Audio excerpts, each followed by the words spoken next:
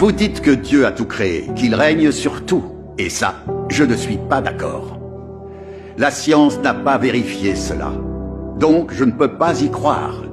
Je ne crois qu'en tout ce qui est créé par la nature et change au cours de l'évolution. Comme dit le proverbe, les paroles ne sont que du vent, voir c'est croire. Ce qu'on ne peut pas voir de ses yeux n'existe tout simplement pas. Considérons les gens qui croient en Dieu. Qui a vu Dieu? À qui Dieu est-il apparu? Expliquez-moi donc cela. Il me semble clair que la croyance en Dieu est fondée sur l'imagination humaine. En fait, c'est comme dans le proverbe. Si on croit à une chose, elle existe, sinon, non. Écoutez, professeur Sun. Vous dites que parce que les gens ne voient pas Dieu, alors Dieu n'existe pas.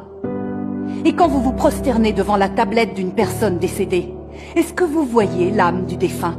Vous répétez que Dieu n'existe pas et vous prêchez l'athéisme à grande échelle. Mais en privé, vous croyez à de faux dieux et adorez des esprits maléfiques. Ces actes ne constituent-ils pas des mensonges et des tromperies vis-à-vis des gens? Vous voyez bien que les paroles et l'œuvre du vrai Dieu sont la vérité et qu'elles apportent à l'homme lumière et salut. Dieu est esprit. Bien qu'on ne puisse voir son corps spirituel, on peut entendre Dieu prononcer des paroles. Et on peut voir l'œuvre de Dieu. C'est un fait qui est absolument irréfutable.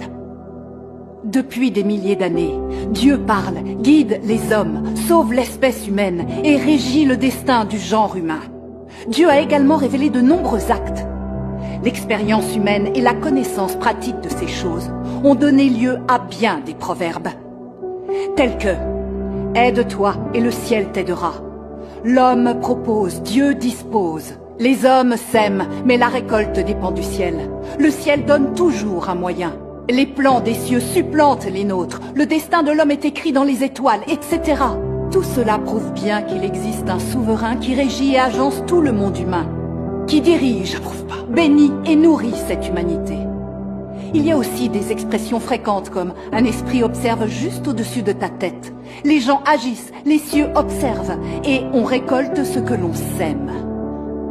Tout cela montre bien que Dieu est le Seigneur de la création et que Dieu régit toutes choses depuis toujours. L'Esprit de Dieu observe tout. Dieu inflige les châtiments selon les actions des gens et décide du destin des êtres humains.